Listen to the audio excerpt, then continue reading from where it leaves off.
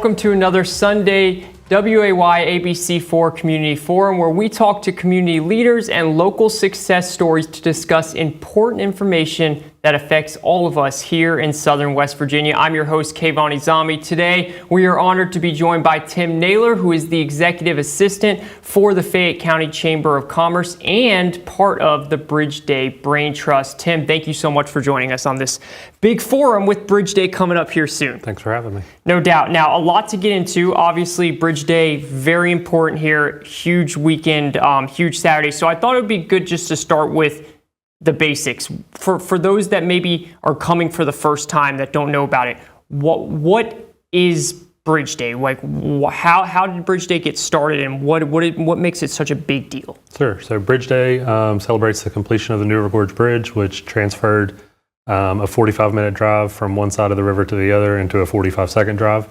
And then shortly after it was completed, it was dedicated to be an event that we hold every year. It really started to become what it is after a gentleman by the name of Burton Irvin decided that he was going to base jump from the bridge. And he did so against everybody's better interest and was quickly arrested when he was landed at the bottom. But then he took that to the Fayette County Chamber and said, this is something that we could do. This is an event that could happen. And from there, it's only grown into what it is today, which is the single largest day event in the state of West Virginia. That is incredible. That is a very cool story. I did not know that. So how many years has Bridge Day been running for? This is the 46th anniversary of Bridge Day. Wow, 46, getting close to that 50th. Yeah. That's awesome. Where are you guys at in terms of preparation? I'm sure you have so much going on for it, but like, how early do you guys start? Do you start basically after Bridge Day is done for the next year? And how are you guys now that we're almost there? Yeah, so the Monday after Bridge Day, we will have a post meeting. Wow, okay. With all parties involved, where we discuss what went right, what went wrong, what we need to work on. So really, planning for next year starts 2 days after the event. But then come January 1, we open all of our vendor registration, our Into the Gorge ticket sales. So we're really starting January 1, making this event happen. Which makes sense because you see it. I went last year for my first time, and it was something I've never seen before. The amount of people from all over, it's not even just like an America thing. People come from all over the world to see it. It was very, very cool. One thing I did notice, and people have talked about, shutting down 19 obviously causes a huge traffic disruption. What do drivers who aren't going to Bridge Day, what should they expect on the roads in Fayette County on Saturday? Yeah, so if you're driving 19 on Saturday for Bridge Day, expect a 45-minute detour. You either have to go down Route 60 and come around on the other side at Chimney Corner, or we always advise people, if you're starting further away, take 79 or take another route, find a different way.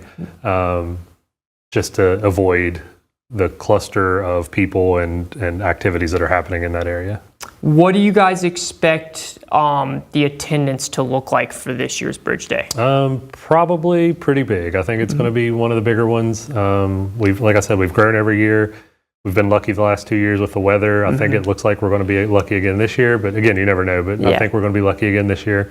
And the phone calls and the emails and the Facebook messages that I get, from people who've never heard of Bridge Day or coming for the first time, that only increases every year too. So, if everybody who came last year comes back and they bring one or two friends, it's going to be pretty big. Yeah, and you're right. Last year the weather was perfect. It was cool, but it wasn't hot. It was great. Now you had the great story about base jumping and how that all got started. Why is the New River Gorge Bridge such an attractive site for base jumpers? Just because of how it's set up, it just works out great for them? Yeah, so generally, base jumping is kind of a sport that is not easy to do in places, in a lot of places. I think there's maybe a handful of places where you can legally base jump. And there are 0 places inside of national parks where you can base jump. But we get a permit, which allows it to happen on this one day. So, this is like the largest gathering of legal base jump activity, probably in the world. And it's been going on for so long that it's just an attractive option for people who want to base jump. This is where we can do it legally, safely. You know, we've got all the rescue boats in the bottom, so there's I don't want to say no risk because there's always a risk to base jumping, but there's minimal risk when you have all the factors in place that we do. It's kind of like their Super Bowl. Right, yeah. For base jumpers, because it really is like for them a sport. That's really cool. Is there an opportunity for people who aren't experienced as base jumpers to take part in this action? I actually was curious about this because I watched and I wanted to do it. Like, I was like, this is so cool. I would love to do it. But I wasn't sure how to go about that. So somebody maybe is it mainly for just experienced base jumpers? As far as base jumping goes, you have to have 50 skydives. So you have to get all those skydives in. Mm-hmm. If you've never base jumped before, you have to take a first jump course when you're here before the event happens. So you kind of know what happens during that free fall. But then there's tandem jumps where you can be attached to another person. There are no there are some requirements, but you don't have to have any experience to do that. You do have to be under 170 pounds, just because the weight affects. There's two people. It's a short jump. Absolutely. So there's a big factor in that. We do have a local guy from Ansted who's jumping this year. He's 77 years old. He's I believe a Vietnam vet, and he'll be jumping this year. That's incredible. So, I've met him a couple times, and he's really excited, and I'm really excited for him. Good for him, man. That is really, really cool. So for those that do want to do the tandem, is it too late now? Is that something you have to sign up for way in advance? Like, how does that work if somebody did want to sign up to do it? So this is run out of from a guy from Idaho. He comes in every year and does it. Okay, gotcha. So this is and he sells 16 spots, and I think he may have already sold out for this year. He's at 15 or 16. Yeah. But yeah, you do have to sign up, and it is costly. But for that experience, if you meet the requirements and you have the funds to be able to do it, it's probably definitely worth it. No doubt. It looks like an experience like no other. Now, one thing that I've noticed being here on Bridge Day that's great for the area is how it affects the economy. With so many people coming in, just talk a little bit about how Bridge Day does affect the economy for the locals here. Sure. So, I mean, we've only got a handful of hotels, but we have a lot of vacation rentals and cabins, and those are always sold out months in advance, just for people who are planning to come to Bridge Day. So, they're making their money from those rentals. The people in town, these people aren't coming just for one day. They're coming and spending a couple days here and exploring the park and exploring the restaurants and the shopping in the area. But ultimately, what I think really wins out are our vendors. A lot of our vendors have said that Bridge Day is really the last big event of the year until the next year kicks off. So a lot of these vendors, make their winter living through Bridge Day. So all these people are coming in, they're dropping dollars, everywhere. So for a lot of the businesses, I'm sure it's a big win. And that makes total sense. And I get that because it's getting cold. You don't see a lot of events like this. So this is kind of their last big thing. What sort of vendors are out there? Is mix of everything? What can people see when they go when it comes to vendors? Yeah, you're going to see a little bit of everything. We've got about 30 food vendors, so we've got all kinds of different options for food, from pretzels to hoagies to chicken on a stick, all the usuals. And you got your people selling your art. They do their wood art, their metal art, just paintings, photography, and then people who sell clothes do their retail stuff. Lost Appalachia, the business in Fayetteville, they have a vendor booth, so they'll be selling a lot of their product in there. But yeah, I mean, you'll see a little bit of everything as long as it's allowed to be sold. Yeah. I agree with that. I saw a lot of very cool art, plants and stuff like that too. What time is there a specific time that Bridge Day opens? Like we went early last year because we went obviously for work, so we had to go super early. But for people that are just coming, they're not working yet, they're not vendors. What time can they actually get out there? Yeah, so the gates open at 9:00. Okay. But we have shuttle parking lots. Our newest one at Oak Hill High School. We have one at Walmart, one at the courthouse in Fayetteville, one at the Fayetteville PK8, and we have two on the north side of the bridge. One at Lighthouse Worship Center, one at Midland Trail High School. Okay. Those are $5 cash. and you park your car there. The school bus takes you right to the entrance of the event. Those start leaving at 8:30, so people can actually get in line before 9 o'clock. And you'll see that when you're out there, that there's a line of people waiting to get in. Then at 9 o'clock, the gates are open, and it's kind of a just a rush of of people coming in to see the base jumpers and to watch the rappellers and enjoy the food and the scenery. Yeah, and that's awesome how many different outlets there is available for people to park their car and go. What time do things wrap up? The event ends at 3, so we're not allowed. Okay. Nobody's allowed to sell anything after 3 o'clock. Gotcha. 3 o'clock, we're really trying to make a strong effort to get everybody off the bridge, because the main goal is to get the highway open by 5 o'clock. Generally, we have it open by 4 if everybody cooperates and moves out as quickly. Impressive. Yeah. So yeah, it's crazy to see that you've got that many people in that space, and then within an hour, it's all gone. Yeah, and it's pretty cars wild. are going. Yeah. I mean, that just shows you guys have this down pat, because it is jam-packed, the roads. You can't go anywhere. And for that turnaround to happen is really impressive. Is there, personally for you, is there a part or a vendor or anything about Bridge Day that you enjoy most? From a working standpoint, just seeing the people, knowing that there's 3 people in my office,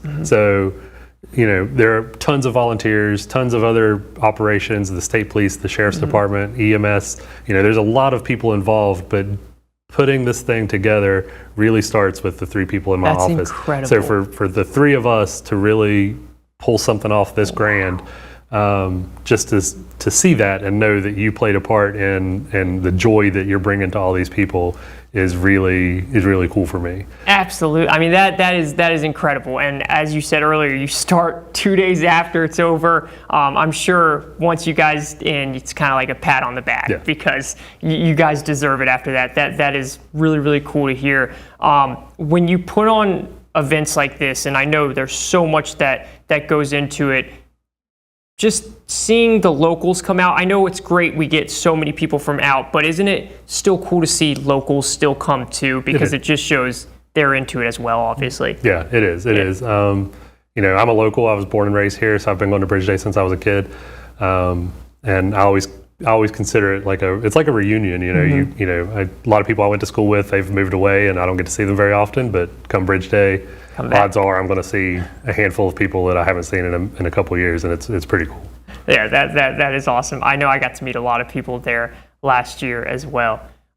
When Bridge Day gets started for you, what are you doing? Are you able to kind of enjoy it, or are you working the whole time? A little bit of both. Okay. So we do have we have 2 booths of our own. Those are staffed a lot by volunteers. So generally, I don't have to really be stuck in there, selling stuff and doing stuff like that. But I am on a radio. I am on my phone. There's putting out fires. But I do try to make a concerted effort to walk out and just take it all in for a few minutes. Yeah. I spend a lot of time going by my vendor booths, talking to my vendors, making sure they're okay, making sure everything worked out for them, and just again gathering information for what we need to do better for the following year. But yeah, I mean, even if I am working, it's not work. It's it's what I want to do. It's where I want to be. Absolutely, and you're talking to people and all that. If somebody wanted to sign up as a vendor, how does that process work? Like, I'm sure that's way ahead of time.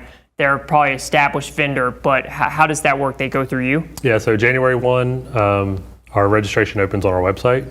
People go in, fill out the application, pay the fee, and then they're in, unless, we go through and we kind of vet everybody. Of course. Generally, it's not a problem, but if you have somebody that's coming in to sell something that we don't allow to be sold within the event, such as alcohol or any kind of smokable products or anything like that, anything that would generally be frowned upon, of course, especially in an event of that magnitude where safety is the utmost concern. Absolutely. We kind of have to tell them no, but we haven't seen that really.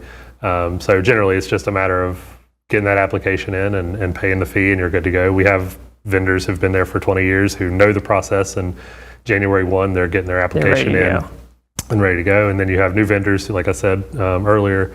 We had a guy call yesterday asking how he could be a vendor. Wow. And we've sold out since June, so it's not possible. No, next year. So yeah, next year. So call January 1 and get your application in. That is incredible. We're here joined by Tim Naylor, Executive Assistant for Fayette County Chamber of Commerce, and obviously a big part of the Bridge Day Brain Trust. We're going to take a break and we'll be back with more right after this.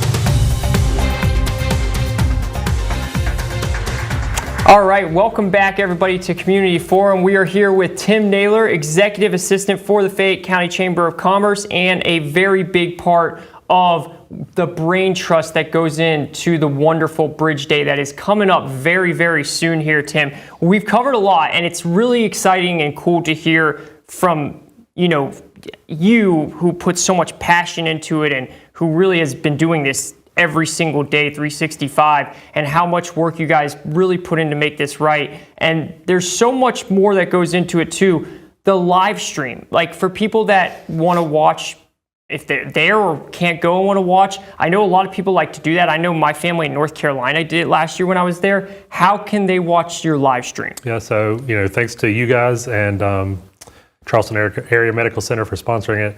We do have a live stream. We'll have a camera at the bottom, and I'm guessing you guys will have a camera up at the top again this year. Our Facebook page, the Bridge Day West Virginia Facebook page, will be hosting it live. I guess you guys might have it on your page as well. Yep, on ours as well. And that's really just check in on one of those. We've had over, I think, 300,000 views last year, which was pretty cool. So.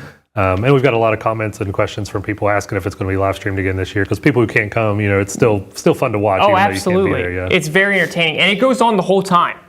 Right from the beginning to and you can see everything. It's very cool. I enjoyed that last year. I know a lot of people told me that as well. And then you guys do a lot of stuff within Bridge Day as well. The poster contest. Explain to me what that is. Yeah, so Bridge Day is a huge community event. We try to get the community involved in different ways. The poster contest we've done for 20 years now. This is the 20th year. Wow. The first year was won by Jamie Lester, who designed the quarter, the West Virginia quarter. Wow. So the image that's on the back of the quarter is the poster contest winner from the same year.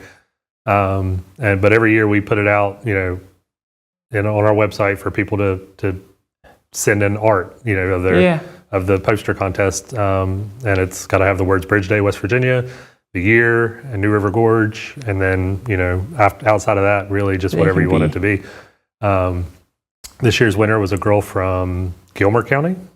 She brought it. She sent in an art, and she overwhelmingly won the Bridge Day poster contest. So she got $250 from Lost Appalachia, who sponsored it, and we get the rights to her poster. So we're selling her poster now. And then she gets a booth at Bridge Day to sell any of her other kind of art and stuff. So we had over 25 to 30 entries this year, and a lot of good entries. I bet it's hard. We narrow it down. We try to narrow it down to 3. Sometimes we have to pick 5 because they're just that good. And then we kind of let the public decide from there, and she won this year. Oh, that's cool that you get the public involved. Now, for somebody next year that wanted to get into that, since you already picked the winner, when do you start looking? Like, when do people have to send those in? So we kick it off in, I think, July. Okay. And take observation nominations until mid-August, end of August. But it's been around so long. Most people know that it's coming. What it is so now, so if you want to get in on it, start now. Start perfecting that piece of art. Being creative. And send us something. Yeah. And getting a booth. I mean, that is very, very cool. That's awesome to hear. Now, the End of the Gorge tickets. What is that? Yeah. So End of the Gorge. Again, this is another thing that sells out really quick. It allows you to take a shuttle bus from the top of the bridge down to the bottom, where you can be at the landing zone to watch the base jumpers come down. Just so instead of seeing them get smaller as they leave the bridge, you get to see them get bigger as they come down to you. It's a very, very cool experience. We sell 500 of those every year, and they sell out quick. And then again, that's another thing that people are constantly calling about, asking for tickets for. But you gotta jump on it early. Of course, because there's only so many school buses and there's only so many seats, and we don't want to crowd it too bad. Yeah. And I've noticed it gets very crowded up top, which is rightfully so. So you're kind of, which obviously there's still a good amount of people down there, but you kind of get a great view and you're not as crowded as up on the bridge. That's cool, and I see why that would go out very quickly. Is it the High Line? Yes. Yeah, can you explain that? Yeah. So Bridgewalk is a company over near the Canyon Run Visitor Center. They do the Bridgewalk tours underneath the bridge. They also offer a High Line, which is a controlled zip line. It's about 300 feet, I think. So you're on the catwalk. I did it last year. I did it the year before last. I'm hoping to do it again this year. You walk out on the catwalk. They harness you in. Then you have to step over the catwalk and just let go. And it's pretty wild. And then you slide down to Fett Station Road. Again, it's controlled, so you're really going slow. You get to enjoy the scenery and look around. And if you have the proper equipment, like a camera, like a GoPro that you can put a strap on your wrist, you can take pictures and videos on your way down. But it's just it's a super cool experience. It's I don't want to say once in a lifetime because you can do it every year, but it's something that not everybody gets the opportunity to do. And from going on that catwalk like that to go down, and the fact that you get to go down slow, because when people think of zip lines, they think like you're going pretty fast, changes everything. And when it feels good outside, I mean, you're talking about the best seat in the house. Yeah. Like that is really cool. Yeah. So you're coming down the High Line, and base jumpers are just going past you. Right? That's incredible. You were literally right there in front of them. That is really cool. I'm sure is that something that sells out? No, they still have. I think they still have 10 to 15 spots left for the weekend. Oh, okay, wow. So that's something people could still do. Something people could still do. Go to bridgedayrepel.com to look into that. Very cool. And then the repellers. Yep. So repellers, they're the unsung people of the event. Because unless you're down at the bottom, you don't know. If you're on top of the bridge, you can't see them. But there's 20 teams or more of repellers that are just constantly climbing down the ropes. Some are climbing back up the ropes. At 8:30, they do a flag raising under there. So, and again, it's not something a lot of people get to see because everybody's on top of the bridge. Yeah. But to them, it's a big experience, a big opportunity. Something else a lot of people don't get to do. Yeah, that's incredible. I just love how there's so much that goes into this, and yet there's all, like I was there last year and I didn't even know about all this stuff. So it's a credit to you guys of how much you have expanded this to where if you go to Bridge Day, you can get the vendors, but you can also do all this other stuff. I know that's got to kind of make you feel pretty proud. Yeah, it's awesome. A lot of people come just for the scenery, just to be able to walk out on the bridge and look at the leaves and check out the river below and, don't really care about the base jumpers. Then you got the people who are 100% there just for the base jumpers. They're just constantly just standing and staring and watching base jumpers the whole time. Then you got the people who come just for the food and just for the art. So, regardless of what you want, what you're into, your odds are you're gonna enjoy it at Bridge Day. I think so. You'll definitely find something you like, and the view, by the way, is incredible. And that New River Gorge, it's not always that you get to walk out on that bridge because usually it's very trafficy. So it's kind of like a once a year or once in a lifetime if you can't come that often, which is very cool. Going into this 46th year, right?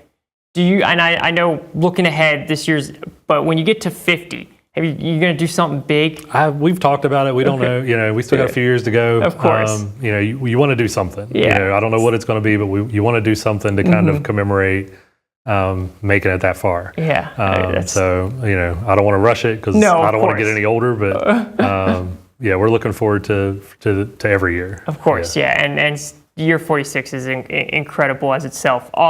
As we get closer to it, when you get like a week, 2 weeks out, what are some things that you and your team are doing, like last minute prep, just to make sure everything is going to be going smoothly? Yeah, so starting in October, generally we meet every month with our Bridge Day Commission. Starting in October, we meet weekly. Okay. So we have one more meeting next Wednesday before the event, but it's just getting everybody in the same room, our state police, our National Park Service, our Sheriff's Department, our town police, emergency services, everybody who plays a part, and there are a lot of people that play parts.